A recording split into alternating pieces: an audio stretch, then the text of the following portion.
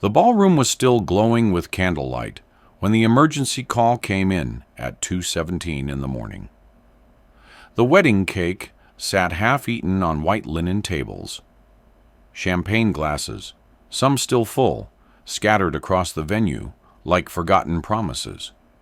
But inside Suite 312, at the Riverside Grand Hotel, something had gone terribly, irreversibly wrong.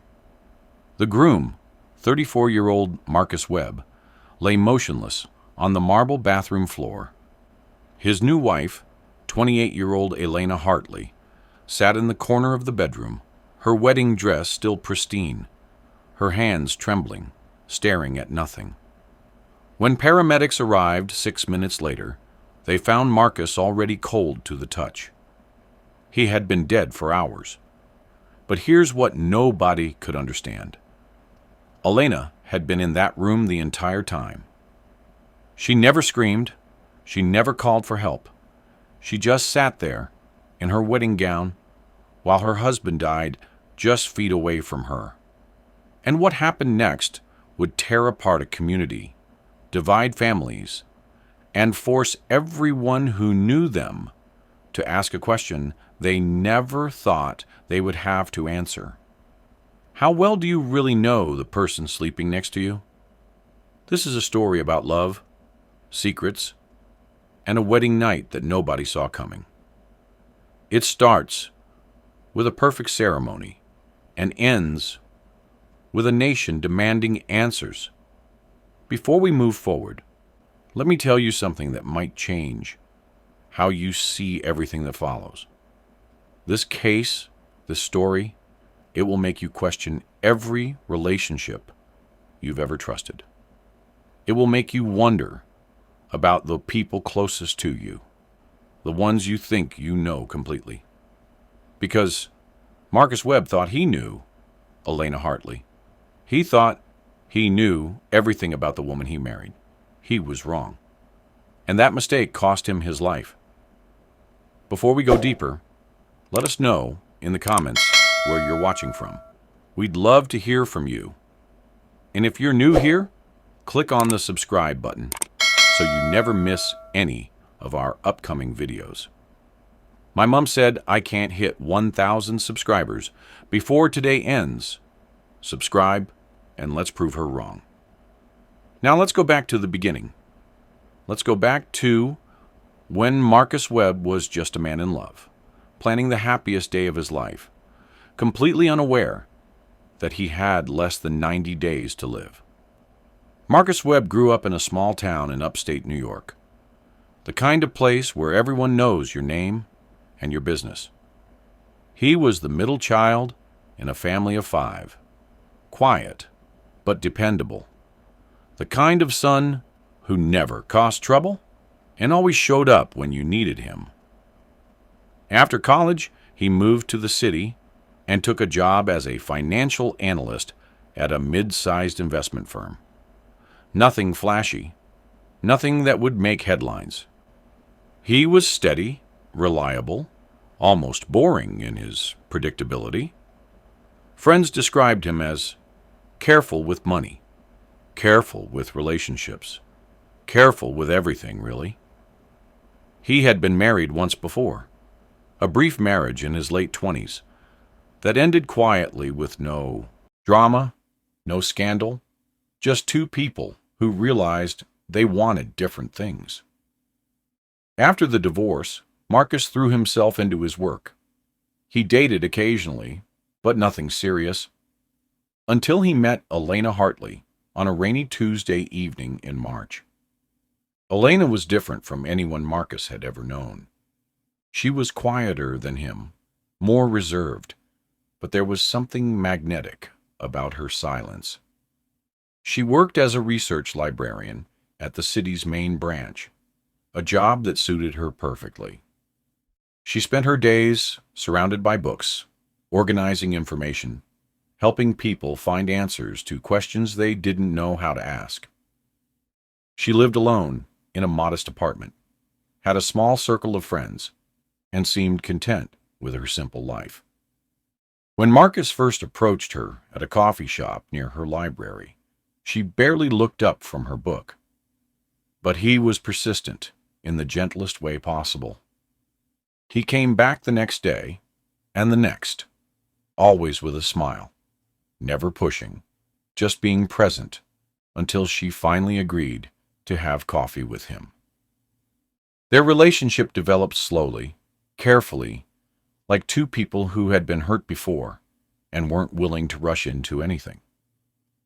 They spent months getting to know each other, long conversations over dinner, quiet walks through the city, weekends spent at museums and bookstores. Elena didn't talk much about her past, and Marcus didn't press her. He assumed, like many men do, that she would open up when she was ready. He assumed there would be time. 6 months into their relationship, Marcus proposed. It wasn't a grand gesture, no flash mob or surprise party. He took her to the park, where they had their first real date, got down on one knee, and asked her to spend the rest of her life with him. Elena said yes without hesitation. But if you had been watching closely, if you had been paying attention the way investigators would later pay attention, you might have noticed something in her eyes.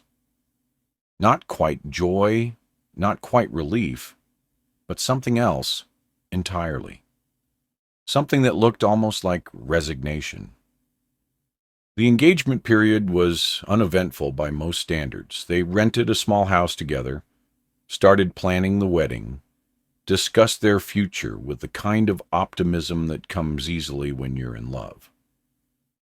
But there were small things, tiny moments that Marcus's friends would later remember and wonder about. Elena insisted on a prenuptial agreement, which surprised Marcus because neither of them had significant assets. When he asked why, she simply said it was practical, that it protected both of them. He signed it without much thought. She also insisted on keeping separate bank accounts, separate credit cards, separate everything, really. Marcus found it odd, but respected her need for independence. After all, she had been on her own for a long time. Why would she want to change that overnight? 3 weeks before the wedding, Marcus's best friend David pulled him aside at the bachelor party. David had known Marcus since college, had been there through the divorce, through the lonely years that followed. He was the kind of friend who would tell you the truth, even when you didn't want to hear it. "Are you sure about this?" David asked, his voice low enough that the other guys couldn't hear. "Sure about what?" Marcus replied, genuinely confused. "Elena, are you sure you really know her? I mean, really know her?" Marcus laughed it off. Of course he knew her. They had been together for almost 2 years. They lived together. They were getting married in 3 weeks. What more did he need to know? But David persisted. "It's just, man, she's so closed off. I've tried talking to her dozens of times, and I feel like I know nothing about her. Where's her family? Why hasn't she introduced you to anyone from her past?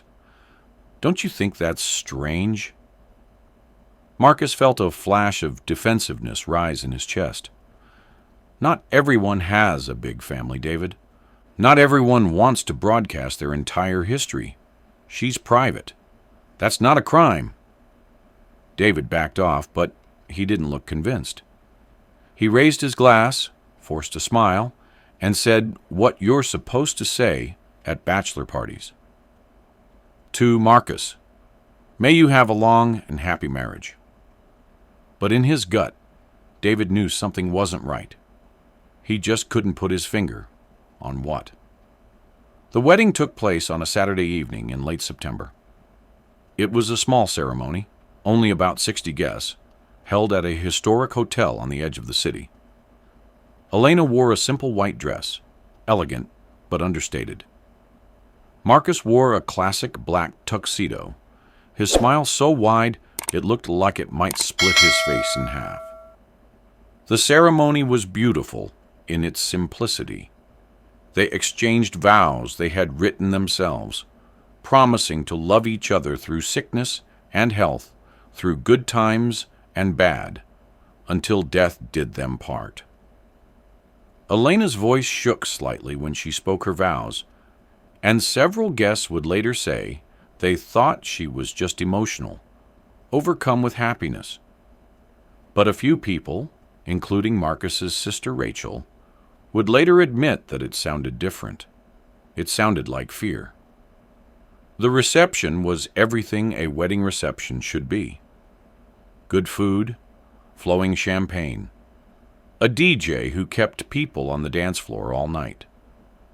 Marcus danced with his mother, with his sister, with Elena's small group of friends who had made the trip. He looked happier than anyone had seen him in years. He kept looking over at Elena throughout the night, catching her eye across the room, mouthing, "I love you," when he thought no one was watching. Elena smiled back, but it was a smile that didn't quite reach her eyes.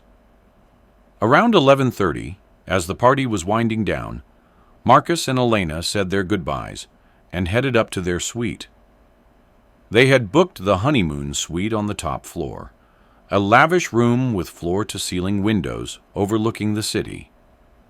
As they stepped into the elevator, Marcus pulled Elena close and kissed her forehead. "Finally," he whispered, "just you and me."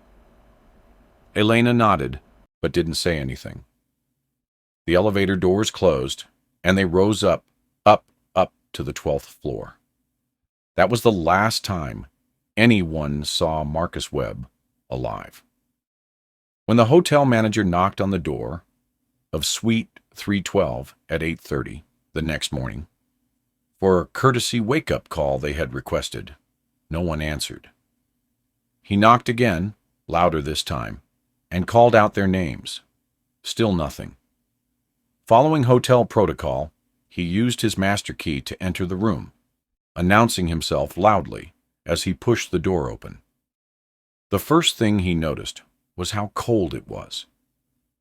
The air conditioning was cranked up to its maximum setting, making the room feel like a freezer. The second thing he noticed was Elena, sitting on the edge of the bed, still in her wedding dress, staring straight ahead at nothing. "Mrs. Webb," the manager said cautiously, "is everything all right?" Elena didn't respond. She didn't even blink. The manager stepped further into the room, and that's when he saw the bathroom door was slightly open. He approached carefully, a sense of dread building in his chest with each step. Inside the bathroom, Marcus lay on his back on the white marble floor, his eyes half open, his skin pale and waxy. The manager didn't need to check for a pulse to know the man was dead. He backed out of the bathroom quickly, his hands shaking as he pulled out his phone and dialed 911. "I need police and an ambulance at the Riverside Grand Hotel, Suite 312. There's a man. I think he's dead." While he was on the phone, Elena still hadn't moved. She sat on the bed like a statue, her hands folded in her lap, her wedding dress spread around her like she was posing for a photograph. "Ma'am!" The manager tried again after hanging up with emergency services. "Ma'am, can you hear me?" Elena turned her head slowly to look at him. Her eyes were red but dry. "He's gone," she said quietly. "I know he's gone." "When did this happen? Did you call for help?" The manager was trying to keep his voice calm, but panic was creeping in around the edges. Elena didn't answer. She just turned her head back to stare at the wall. Police arrived within minutes, followed shortly by paramedics. They confirmed what the manager already knew. Marcus Webb was dead and had been for several hours. The body was cold. Rigor mortis had already begun to set in.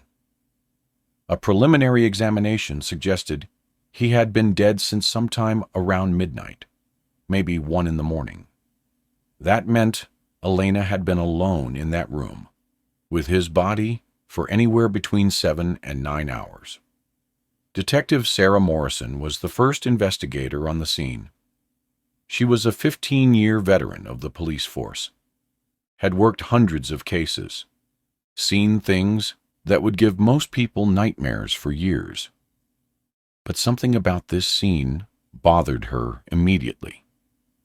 It wasn't just the death itself, tragic as it was. It was the setup, the staging of it all. Why was the air conditioning turned up so high? Why was Elena still in her wedding dress, sitting on the bed like she was waiting for something? And most importantly, why hadn't she called for help? Detective Morrison approached Elena carefully. "Mrs. Webb, I'm Detective Sarah Morrison. I need to ask you some questions. Is that all right?" Elena looked at her with hollow eyes. "He wouldn't wake up," she said, her voice flat and emotionless. "I tried to wake him, but he wouldn't wake up." "When did you realize something was wrong?" Elena's gaze drifted back to the bathroom. "I don't know. Late. It was late." "And you didn't call for help?" Elena's hands tightened in her lap. "I thought he was sleeping. He said he was tired. I thought he just needed to sleep." "For 8 hours? You thought he was sleeping on the bathroom floor for 8 hours?" Elena didn't answer. She just stared at the wall, her jaw clenched tight. Detective Morrison knew this wasn't adding up. Even if you thought your spouse was sleeping, wouldn't you check on them after an hour? 2 hours. How do you spend an entire night in a hotel room knowing your husband is lying on a cold bathroom floor and not do anything about it? But Morrison was experienced enough to know that shock does strange things to people. Trauma can freeze you, make you act in ways that don't make sense to anyone else. So she decided to hold off on her judgment until she had more information. The paramedics removed Marcus's body while crime scene investigators photographed everything, bagged evidence, took samples. The suite was treated as a potential crime scene, even though there were no obvious signs of foul play. No blood, no signs of struggle, no weapon. Just a dead man on a bathroom floor, and a bride who couldn't explain why she didn't call for help. Elena was taken to the police station for questioning. She didn't resist, didn't ask for a lawyer, didn't show any emotion at all. She sat in the interrogation room in her wedding dress, her hands folded on the table, and answered questions in a monotone voice that made Detective Morrison's skin crawl. "Tell me about last night," Morrison began, "after you went up to your room." "We came upstairs around 11:30, Elena said. "Marcus was happy. He kept saying it was the best night of his life." "What happened when you got to the room?" "We talked for a while. Had some champagne. Marcus said he wasn't feeling well. Said his stomach hurt, and he felt dizzy." "Did he eat or drink anything unusual at the reception?" "No. Same food as everyone else." "And then what happened?" "He went to the bathroom. Said he felt like he was going to be sick. I heard him get sick, throwing up. I asked if he was okay, and he said yes, that he just needed a minute." "How long was he in there?" "I don't know. A while. I fell asleep on the bed." "You fell asleep while your husband was sick in the bathroom on your wedding night?" Elena's expression didn't change. "I was tired. It had been a long day." "And when did you realize he hadn't come out?" "When I woke up, the sun was coming up. I went to check on him, and he was on the floor." "And you didn't call for help then?" "I thought he was sleeping." "On a bathroom floor?" "People sleep in strange places when they're drunk." Was Marcus drunk? I don't know. Maybe. Detective Morrison leaned back in her chair, studying the woman across from her. Everything about Elena's demeanor felt wrong. There was no grief, no panic, no tears. Just this eerie calm that made Morrison wonder if she was in shock or if something much darker was going on. Mrs. Webb, I need to ask you something, and I need you to be completely honest with me. Did you harm your husband in any way? Elena met her eyes for the first time since the interview started. No, she said firmly. I loved Marcus. Then why didn't you call for help? Why did you sit in that room for hours while your husband was dying? Elena's jaw tightened again. I told you, I thought he was sleeping. I didn't know he was dying. But you knew something was wrong. You had to know. For the first time, a crack appeared in Elena's composure. Her eyes filled with tears, but they didn't fall. I was scared, she whispered. I was scared, and I didn't know what to do. Scared of what? But Elena just shook her head and refused to say anything more. She asked for a lawyer, and the interview ended. Detective Morrison left the room with more questions than answers, and a gut feeling that this case was going to get much stranger before it made any sense.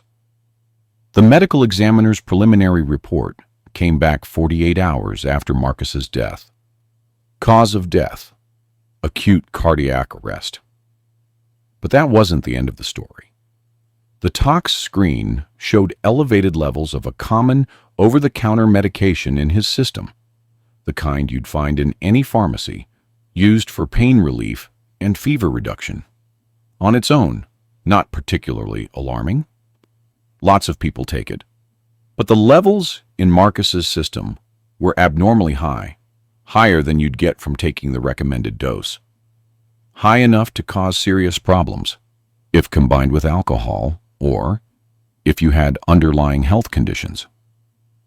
The question was, did Marcus take too much himself, accidentally or intentionally, or did someone give it to him? Detective Morrison pulled Marcus's medical records. He was healthy. No heart problems, no history of substance abuse, no prescriptions for anything beyond allergy medication. According to his doctor, Marcus was in excellent physical condition for a 34-year-old man. There was no reason he should have gone into cardiac arrest unless something triggered it. The investigation expanded. Morrison's team interviewed every guest who attended the wedding, the catering staff, the hotel employees, anyone who might have seen or heard something unusual. Most of the testimonies were what you'd expect. Everyone said Marcus and Elena seemed happy, that it was a beautiful wedding, that nothing seemed out of the ordinary. But a few people mentioned things that made Morrison's antenna go up. Marcus's sister Rachel said that Elena had been acting strange in the weeks leading up to the wedding. She kept asking Marcus about his health, Rachel told the detective. Like really specific questions. Did he have any allergies? Had he ever had problems with his heart? Did he take any medications regularly? At the time, I thought she was just being a concerned fiancé. But now, I don't know. It seems weird. David, Marcus's best friend, mentioned the conversation they'd had at the bachelor party. I told him I thought something was off about Elena. He didn't want to hear it. He was in love, you know. Love makes you blind. A waitress from the reception remembered seeing Elena slip away from the party several times during the night. She kept going to the service area where we were plating food. I thought maybe she was checking on things, making sure everything was perfect. But one time, I saw her standing near the drinks table, just kind of hovering there, It stuck out to me because brides are usually too busy to worry about stuff like that. The hotel manager mentioned that Elena had specifically requested the air conditioning in their suite be checked the day before the wedding. She said she runs hot, that she needed the room to be cold. I thought it was a little unusual, but, brides, wishes, and all that. Detective Morrison started building a timeline. She laid out everything she knew on a whiteboard in the investigation room, connecting dots, looking for patterns. Marcus and Elena meet 18 months before the wedding. Elena insists on a prenup, even though neither has significant assets. Elena asks detailed questions about Marcus's health. Elena slips away from her own reception multiple times. Marcus gets sick shortly after they go to their room. Elena doesn't call for help for 8 to 9 hours. Marcus dies from cardiac arrest with unusually high levels of medication in his system. The room is kept unusually cold. Taken individually, none of these things were particularly damning. But together, they painted a picture that made Morrison deeply uncomfortable. She needed more. She needed to know who Elena Hartley really was. Digging into Elena's background proved more difficult than Morrison expected. Elena had lived a remarkably unremarkable life. No criminal record, not even a parking ticket. She paid her bills on time, filed her taxes, showed up to work every day. On paper, she was the model citizen. But the problem was, there wasn't much paper.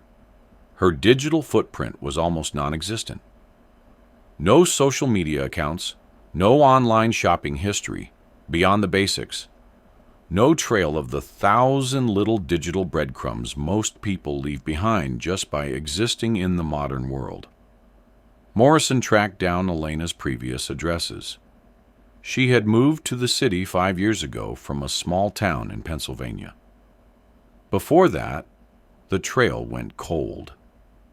There were gaps, periods where it seemed like Elena Hartley didn't exist at all.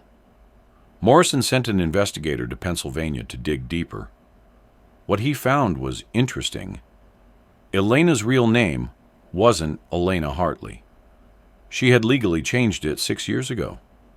Her birth name was Elena Richardson. She had grown up in a different small town, about 2 hours from where Morrison's investigator was searching. And here's where things got dark. When Elena was 19 years old, her boyfriend died suddenly. His name was Thomas Chen, 22 years old, a senior at the local community college. They had been dating for 8 months. According to the police report from that time, Thomas died from what appeared to be an accidental overdose of over-the-counter pain medication. He had been complaining of headaches for days, had been taking medication to help, and apparently took too much. The case was ruled an accident. No foul play suspected. But here's what made Morrison's blood run cold. Elena had been the one who found Thomas. She had been with him when he got sick, and she had waited several hours before calling for help. Sound familiar? Morrison flew to Pennsylvania herself to interview people who had known Elena back then. Most people didn't remember much. She had been a quiet girl, kept to herself, didn't have many friends. But one person remembered her very clearly. Thomas's sister, Amanda Chen, agreed to meet Morrison at a coffee shop. Amanda was now 34, married with 2 kids, working as a nurse at the local hospital. When Morrison explained why she was there, Amanda's face went pale. "I always knew something was wrong with that girl," Amanda said, her hands shaking as she held her coffee cup. "But nobody would listen to me. They all said it was grief, that I was looking for someone to blame because I couldn't accept that my brother was gone." "Tell me what you remember," Morrison said gently. Amanda took a deep breath. Elena was obsessed with my brother. I mean, obsessed. She wanted to know everything about him, his schedule, his habits, who he talked to, where he went. Tommy thought it was sweet at first, thought she just really cared. But it got creepy. She would show up places she wasn't invited. She would go through his phone when he wasn't looking. She got angry if he spent time with anyone else, even his own family. Did your brother ever try to break up with her? Yes, about a week before he died. He told me he was going to do it. He said she was too much, that he felt suffocated. He was planning to end it gently, didn't want to hurt her, but he knew he had to get out. And then he died. Amanda nodded, tears filling her eyes. And then he died. She said he had a headache, that he took some pills, that he just took too many by accident. But Tommy was smart. He wasn't the kind of person who would accidentally overdose on Tylenol. And the thing that always bothered me was how calm she was. When she finally called 911, she sounded almost bored, like she was calling to report a noise complaint, not a dying person. Did you tell the police this?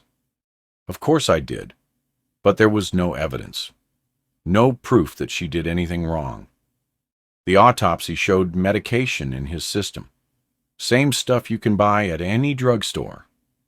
They ruled it an accident, and that was that.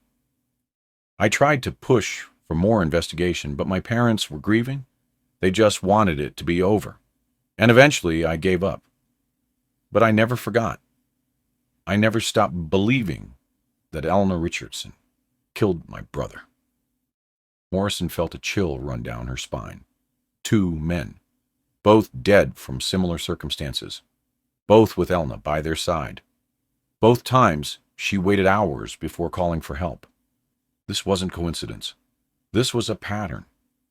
She returned to the city with renewed purpose. She had Elena brought back in for questioning, this time with her lawyer present. The lawyer was a sharp woman in her 50s who looked like she had been through this routine 1,000 times. Morrison laid out what she had found.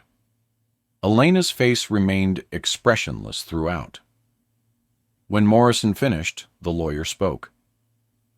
My client had a relationship when she was a teenager that ended tragically. That has nothing to do with what happened to her husband. You're grasping at straws, Detective. Am I?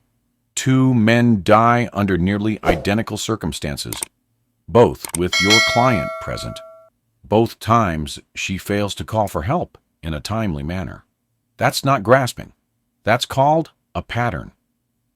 Elena spoke for the first time. I loved Marcus. I would never hurt him. Just like you loved Thomas Chen? Elena's jaw tightened, but she didn't respond. The lawyer cut in. Unless you have actual evidence that my client did something to cause her husband's death, we're done here. You can't arrest someone for being unlucky in love. And legally, the lawyer was right. Morrison didn't have enough evidence for an arrest. The tox report showed elevated medication levels, but not conclusively enough to prove poisoning. There were no witnesses to what happened in that hotel room. No video footage, no recorded confessions, nothing that would stand up in court. But Morrison knew. In her gut, in her bones, she knew Elena had killed Marcus Webb, just like she had probably killed Thomas Chen. The question was how to prove it. 3 weeks into the investigation, Morrison got the call she had been waiting for. The forensics team had found something. In the hotel room, in the small trash can next to the bed, they had recovered the remnants of several pill capsules. When they tested them, they found they were the same over-the-counter pain medication that had been in Marcus's system. But here's what was interesting. The capsules had been tampered with. Someone had carefully opened them, increased the dosage inside, and sealed them back up. It wasn't something you'd notice unless you were looking for it. But it meant these weren't normal pills. They were weaponized. Morrison pulled the hotel security footage from the night of the wedding. There was no camera in the hallway directly outside Suite 312, but there were cameras in the main corridors and near the elevators. She watched hours of footage, looking for anything unusual, and then she found it. At 11:47 p.m., roughly 10 minutes after Marcus and Elena had gone up to their room, the footage showed Elena exiting their suite and walking down the hallway. She wasn't in her wedding dress anymore. She had changed into casual clothes, jeans and a hoodie. She took the elevator down to the lobby, walked out the front door, and disappeared from view. She returned 23 minutes later, using a side entrance that had limited camera coverage. She was carrying a small bag, like a pharmacy bag, which she hadn't had when she left.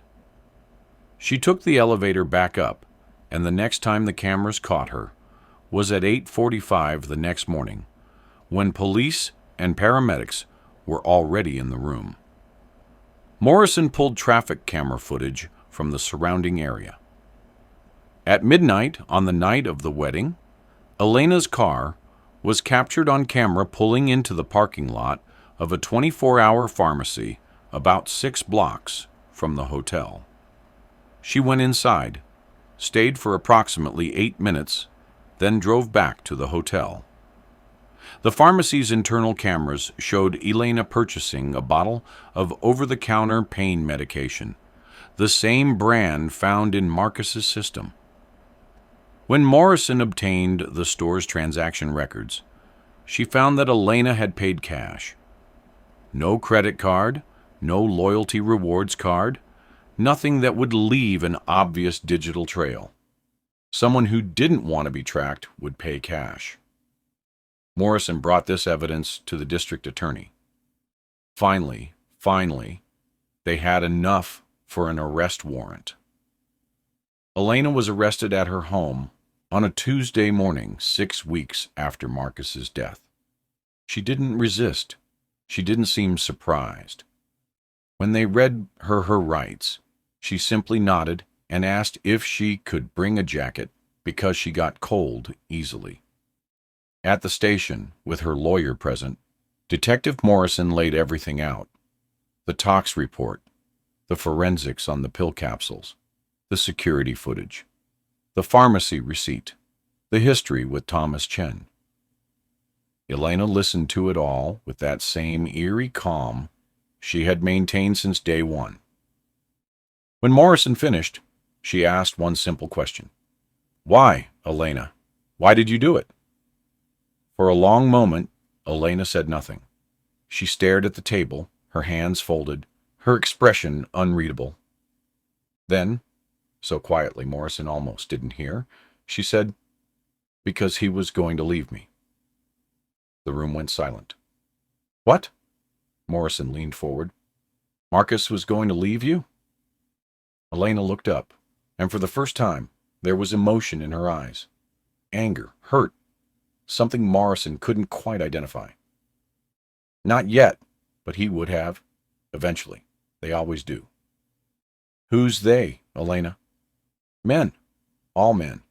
They make promises. They say they love you. They say you're the only one. And then they change their minds. They find someone better, someone easier, someone who doesn't need them as much as you need them, and they leave you." Morrison realized she was looking at someone who was fundamentally broken. "So you killed them before they could leave you?" Elena's eyes filled with tears. "Tommy was going to break up with me. I heard him on the phone with his sister, planning it. He was going to dump me like I was nothing. Like the 8 months we spent together meant nothing. I couldn't let him do that. I couldn't let him throw me away. And Marcus? Marcus was perfect. He was everything I wanted. But I saw the way he looked at other women. Not obviously, not in a way anyone else would notice. But I noticed. And I knew, eventually, he would get tired of me too. He would realize I wasn't enough. So I had to do it while he still loved me, while I was still the most important person in his world. Elena, do you understand what you're saying? You killed 2 innocent men because of something you thought might happen? I didn't kill them, Elena said firmly. I loved them. I loved them so much that I couldn't bear the thought of them not loving me anymore. What I did was protect our love. I preserved it. Marcus died on the happiest night of his life, married to the woman he loved, before reality could ruin it. Isn't that better than years of resentment and divorce? Morrison felt sick. She had seen a lot of twisted logic in her career, but this was something else entirely. Elena genuinely believed she had done something good. She had convinced herself that murder was an act of love. Elena Hartley, you're under arrest for the murder of Marcus Webb. We're also reopening the investigation into Thomas Chen's death. Do you understand? Elena nodded calmly. I understand. But you should understand something too, Detective. I gave them the greatest gift anyone can give. I made sure their last memory of me, of us, was perfect. They died loved. How many people can say that? Elena's trial began 8 months later. The prosecution presented a mountain of evidence. The tampered pills, the security footage, the pharmacy records, the striking similarities to Thomas Chen's death. Forensic psychologists testified about Elena's apparent attachment disorder, her inability to handle rejection, her delusional belief that murder was an act of love. The defense tried to argue temporary insanity, that Elena had been in a dissociative state, that she didn't understand the wrongness of her actions. But the prosecutor shut that down quickly. Elena had planned everything meticulously. She had researched, she had prepared, she had covered her tracks. This wasn't the action of someone in a psychotic break. This was calculated murder. Marcus's family sat in the front row every single day of the trial. His mother, his sister Rachel, his best friend David. They listened to every detail, saw every piece of evidence, heard Elena's confession played back in that cold, emotionless voice. When they took the stand to give victim impact statements, there wasn't a dry eye in the courtroom. Rachel spoke about the brother she had lost, the man who had always been there for her, who had been so excited about his future with Elena. My brother died thinking he was loved, she said, her voice breaking. He died happy. And that's supposed to be some kind of mercy? No, it's cruel. It's the cruelest thing I can imagine. Because Marcus deserved to live a full life. He deserved to grow old, to have children, to experience everything this world had to offer. Elena took that from him. She took it from all of us. And for what? Because she was insecure? Because she couldn't handle the possibility that he might one day not love her as much as he did on their wedding night. The jury deliberated for less than 4 hours. They found Elena guilty of first-degree murder. At sentencing, the judge looked at Elena with barely concealed disgust. Ms. Hartley, I have presided over thousands of cases in my career. I have seen every kind of evil humanity is capable of. But your crime is unique in its selfishness and its delusion. You didn't kill Marcus Webb. In a moment of passion or rage. You killed him because you couldn't handle the thought of being ordinary, of being in a relationship that might face challenges like every other relationship in the world. You took a beautiful, kind man, and you ended his life to satisfy your own twisted need for control. I sentence you to life in prison, without the possibility of parole. Elena showed no emotion as the sentence was read. She was led out of the courtroom in handcuffs, her expression as calm as it had been the morning Marcus's body was discovered. In Pennsylvania, authorities reopened the investigation into Thomas Chen's death. With Elena's confession and the pattern of behavior now established, they reclassified it as a homicide. Amanda Chen, Thomas's sister, spoke to reporters outside the courthouse after Elena's sentencing. I spent 15 years wondering if I was crazy for thinking Elena killed my brother. 15 years of people telling me I was paranoid, that I needed to let it go. Now I know I was right. I just wish someone had listened to me back then. If they had, Marcus Webb might still be alive. It's a haunting thought. How many deaths could have been prevented if someone had paid attention earlier? If someone had seen the pattern before Elena found her next victim? Today, Elena Hartley sits in a maximum security women's prison, serving her life sentence. According to prison officials, she's a model inmate. Quiet, polite, keeps to herself. She spends most of her time in the library, working as an assistant, organizing books just like she did before her arrest. She's requested no visitors, given no interviews, shown no remorse. As far as anyone can tell, she still believes she did nothing wrong. But here's what keeps me up at night. What should keep you up at night, too? How many Elenas are out there? How many people walk among us with this same twisted understanding of love? This same inability to accept that relationships change and evolve and sometimes end? How many people see their partners not as independent human beings, but as possessions to be controlled, preserved, destroyed if necessary? Detective Morrison retired 2 years after Elena's conviction.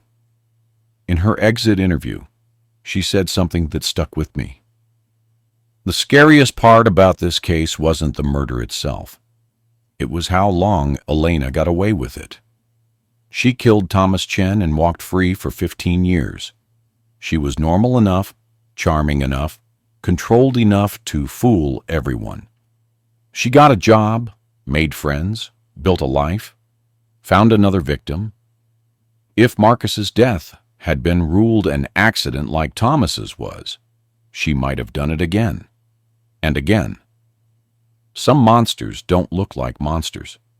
They look like the person sitting next to you on the bus, the coworker who brings donuts on Friday, the quiet woman at the library who helps you find books. Think about the person you love, the person you trust more than anyone in the world. How much do you really know about them? How much of their past have you verified versus just accepted because they told you it was true? Marcus Webb thought he knew Elena Hartley. He thought he was marrying someone who loved him unconditionally, who wanted to build a future with him. He was wrong, and that mistake cost him everything. The case didn't end with Elena's conviction.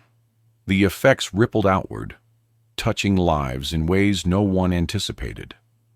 David, Marcus's best friend, fell into a depression that lasted over a year.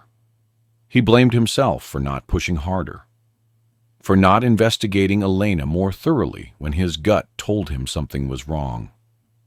I knew, he told a therapist during one of his sessions. Deep down, I knew something wasn't right, but I didn't want to be the friend who ruined Marcus's happiness.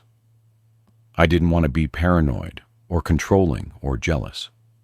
So I said nothing, and my silence killed him. Marcus's mother never recovered.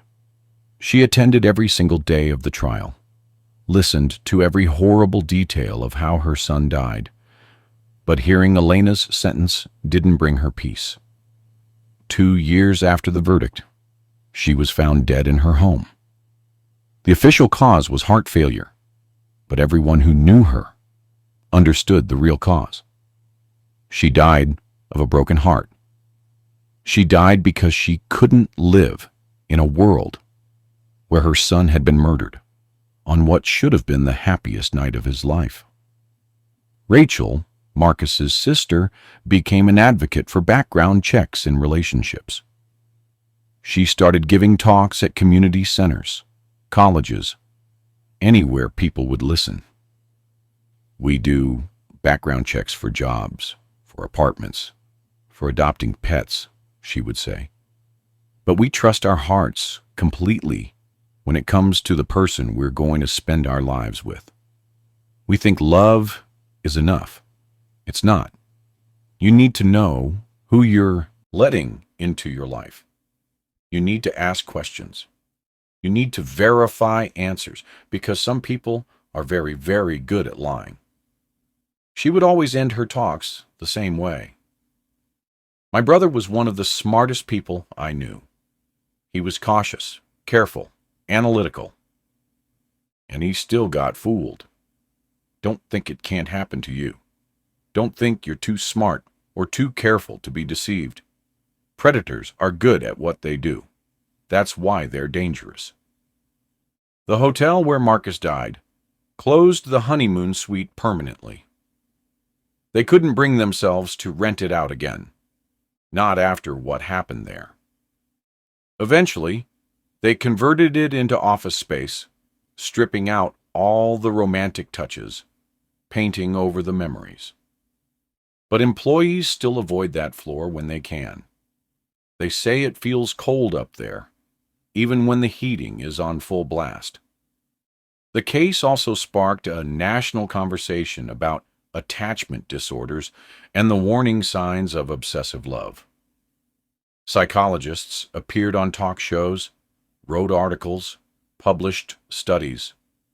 They talked about the difference between healthy attachment and pathological possession. They explained how childhood trauma, abandonment issues, and personality disorders can create people like Elena. People who genuinely cannot understand that love means letting someone be free, not trapping them in a perfect moment forever. But here's what bothered me most as I researched this case. The signs were there. Looking back, knowing what we know now, the red flags were waving so obviously, it's almost painful. Elena's insistence on the prenup, her questions about Marcus's health, her isolation from her own past, the fact that she had no long-term relationships, no family connections, no friends from before she moved to the city. Thomas Chen's family tried to warn people. Amanda Chen told investigators 15 years ago that something was wrong with Elena. But nobody listened because there was no proof. Because Elena seemed normal. Because we want to believe that love is pure and good, and that people who seem kind actually are kind. I spoke with Dr. Rebecca Manning, a forensic psychologist who specializes in murder cases involving intimate partners. She didn't work on Elena's case directly, but she studied it extensively since. Elena Hartley represents a specific type of killer that's actually more common than people realize, Dr. Manning explained. She's what we call a possessive attachment killer. These individuals form relationships not out of genuine love, but out of a desperate need to possess another person completely. When that possession is threatened, or when they believe it will be threatened, they kill, not out of rage or jealousy in the traditional sense, but out of a twisted belief that death is preferable to separation. I asked her if there was any way Marcus could have seen this coming. "Possibly," she said. "The warning signs are there, if you know what to look for. Excessive need for control.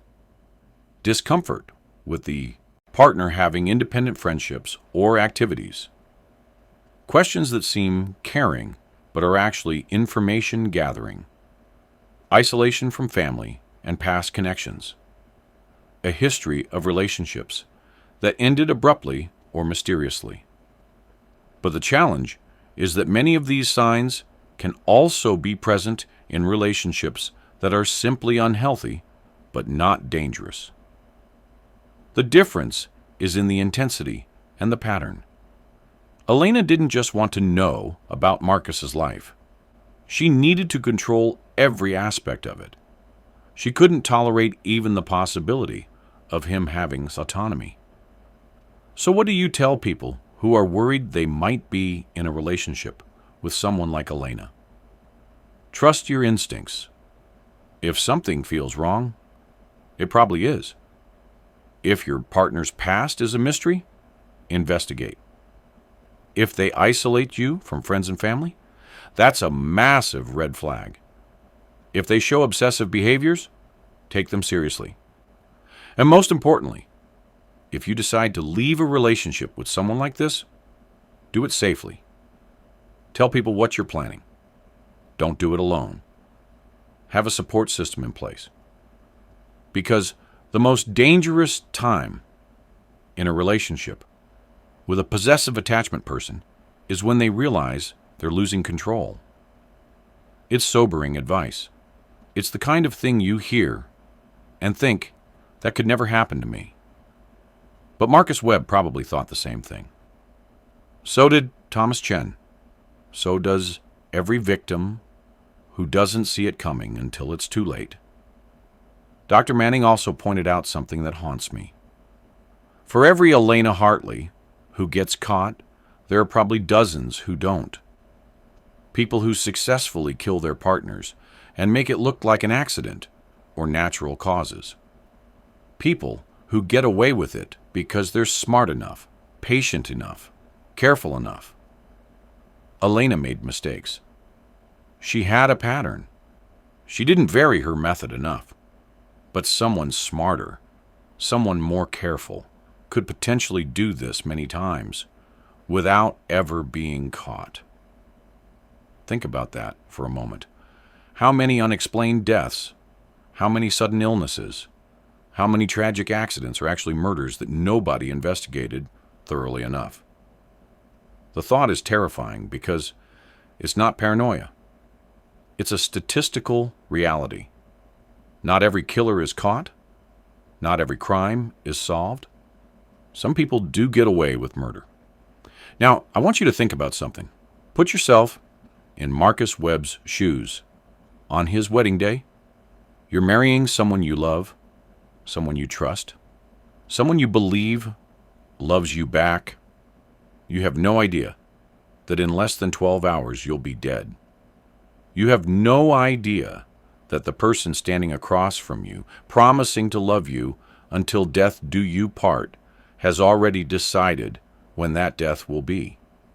How do you protect yourself from something you can't see coming? How do you guard against someone who's already decided you're not leaving their story alive? The truth is, you can't. Not completely. You can be careful. You can be smart. You can ask questions and verify answers. But at the end of the day, relationships require trust. You have to trust that the person you're with is who they say they are. You have to trust that they want what's best for you, not just what's best for them. And sometimes, tragically, that trust is misplaced. Elena Hartley exploited that trust. She understood that Marcus wanted to believe in her, wanted to see the best in her, wanted their relationship to work. So she gave him exactly what he wanted to see. A quiet, loving woman who just wanted to build a life with him. She was patient. She was careful. She played the role perfectly right up until the moment she didn't need to anymore. And by then, it was too late for Marcus to realize his mistake. So here's what I want you to think about. Here's the question I want you to ask yourself as you sit there watching this. Do you really know your partner? Not who they tell you they are, not who you want them to be, but who they actually are when nobody's watching, when they think they're safe, when they don't need to maintain the facade anymore. Have you met their family? Have you spoken to their old friends? Do you know where they've been, what they've done, why they are the way they are? Or have you just accepted their story because it was easier than questioning, easier than seeming paranoid, easier than potentially ruining something good? I'm not saying you should investigate everyone you date like they're a criminal. I'm not saying you should live in fear that everyone is secretly a murderer, waiting for the right moment. But I am saying that you should pay attention. You should ask questions. You should trust your gut when something feels off. Because Marcus Webb didn't pay attention. He dismissed his friend's concerns. He overlooked the red flags because he was in love and he wanted to be happy. And it killed him. Elena Hartley is in prison now. She'll never hurt anyone else. But there are others like her out there. Not many, statistically speaking. Most people are good. Most people are exactly who they appear to be. But some aren't. And the scary part is, you might not know which one you're dealing with until it's too late. So I want to hear from you. Have you ever been in a relationship where something felt off? Have you ever ignored your instincts because you wanted to believe in someone? Have you ever looked back at a past relationship and realized there were warning signs you missed? Drop a comment and tell me your story. Because the more we talk about this, the more we share our experiences, the better equipped we are to recognize danger when it's standing right in front of us, smiling and promising forever.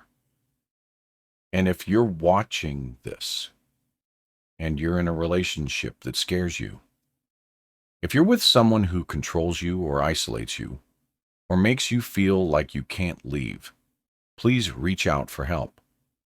Tell someone you trust. Contact a domestic violence hotline.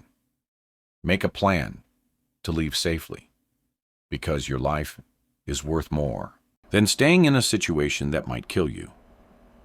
Marcus Webb deserved to live. He deserved to have a full, long, happy life. He deserved to grow old with someone who truly loved him. Elena took that from him, not because she had to, but because she couldn't imagine a world where she wasn't the center of his universe forever. As I close out this story, I keep coming back to one moment. The moment Marcus proposed to Elena in that park. He got down on one knee, pulled out a ring, and asked her to spend the rest of her life with him. She said yes. In that moment, Marcus thought he was beginning the best chapter of his life. He thought he had found his person, his partner, his happy ending. He had no idea he had just signed his own death warrant. That's the real horror of this story. Not just that Elena killed him, but that she made him complicit in his own murder. She made him choose her. She made him trust her. She made him believe their love was real. And then she used that love, that trust, as a weapon against him. Think about how many decisions Marcus made that led to that moment. Deciding to go to that coffee shop where they met. Deciding to approach Elena even when she seemed disinterested. Deciding to keep dating her despite his friends' concerns. Deciding to propose. Deciding to marry her. Each decision seemed reasonable, even romantic in isolation. But together, they formed a path that led directly to his death. Could he have made different choices? Of course. Should he have listened to David's warnings? Probably. But hindsight is perfect. In the moment, Marcus was just a man in love, making the kinds of choices millions of people make every day. The only difference is that Elena was waiting at the end of his path, ready to kill him the moment she had the chance. I think about Marcus's last moments a lot. He was in the bathroom of a honeymoon suite, the happiest night of his life, turning into his last night on earth. Did he know what was happening? Did he realize Elena had poisoned him? Or did he die confused, thinking he had just gotten sick at the worst possible time? I hope, for his sake, that he didn't know. I hope he died still believing Elena loved him, still believing their marriage was going to be everything he dreamed. Because at least then, he had a few hours of happiness before the end. But Amanda Chen, Thomas's sister, doesn't see it that way. When I spoke to her for this documentary, she said something that stuck with me. People keep saying Tommy and Marcus died happy, that Elena gave them that gift. But that's not a gift. That's cruel. They died believing a lie. They died thinking they were loved when they were really just possessed. That's not mercy. That's torture. Maybe she's right. Maybe dying while believing a beautiful lie is worse than dying knowing the ugly truth? I don't know. What I do know is that 2 men are dead who shouldn't be. 2 families are destroyed. 1 woman is in prison for the rest of her life. And all of it could have been prevented if anyone, had taken the warning signs seriously earlier. So what's the lesson here? What are you supposed to take away from this nightmare? I think it's this. Love shouldn't hurt. Love shouldn't isolate you. Love shouldn't make you feel like you're walking on eggshells, afraid to have your own opinions or your own life. Real love, healthy love, wants you to be happy, wants you to grow, wants you to be free. If the person you're with makes you feel trapped, controlled, possessed, that's not love. That's danger. And you need to get out before it's too late. I also think we need to talk more openly about these kinds of cases. We need to acknowledge that not everyone who seems nice actually is nice. We need to stop dismissing gut feelings and red flags, because we want to believe in happily ever after. We need to do better at protecting each other, at listening when someone says they're scared, at taking threats seriously before they turn deadly. Marcus Webb's death wasn't inevitable.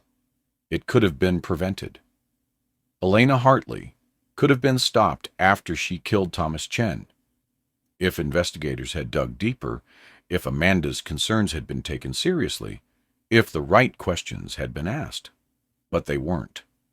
And 15 years later, another man died the exact same way. Let me tell you what haunts Detective Morrison most about this case. It's not the crime itself, terrible as it was. It's not Elena's lack of remorse or her twisted justifications. It's the simplicity of it. This didn't require elaborate planning or sophisticated methods, Morrison told me. It just required patience and the ability to seem normal. Elena bought pills at a regular pharmacy with cash. She tampered with them in a hotel room. She waited. That's it. No special skills, no connections, no resources. Just willingness to kill and the patience to wait for the right moment. That's what scares me. Because it means anyone could do it if they wanted to badly enough. She's right. This story isn't about a criminal mastermind or a complex conspiracy. It's about a deeply damaged woman who couldn't handle the normal ups and downs of relationships. So she decided murder was easier than heartbreak. It's about how the scariest people aren't the ones who look dangerous. They're the ones who look normal. They're the ones you'd never suspect until it's too late. So I'll ask you one more time. How well do you know the people in your life? How sure are you that they are who they say they are? And if something feels wrong, if your gut is telling you to be careful, will you listen? Because Marcus Webb's gut probably told him something was off. David definitely told him something was off. But Marcus didn't listen. He wanted to be in love. He wanted to be happy. He wanted to believe. And that belief killed him.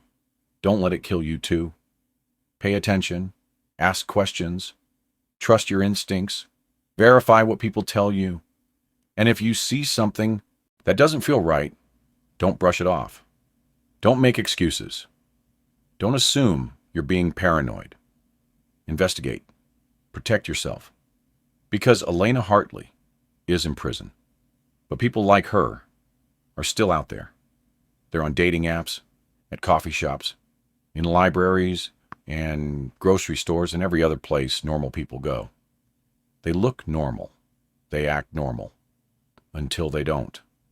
Until they've already decided you're not leaving their story alive. And by then, it might be too late. This is the story of Marcus Webb and Elena Hartley. A wedding that should have been a beginning but became an ending. A love story that was really a murder plot. A tragedy that should have been prevented but wasn't. Remember his name. Remember his story. And remember that the person standing next to you, promising forever, might mean it in a way you never imagined. Thank you for watching. Hit that subscribe button. Let's prove my mom wrong today. Stay safe and trust your gut. It might save your life.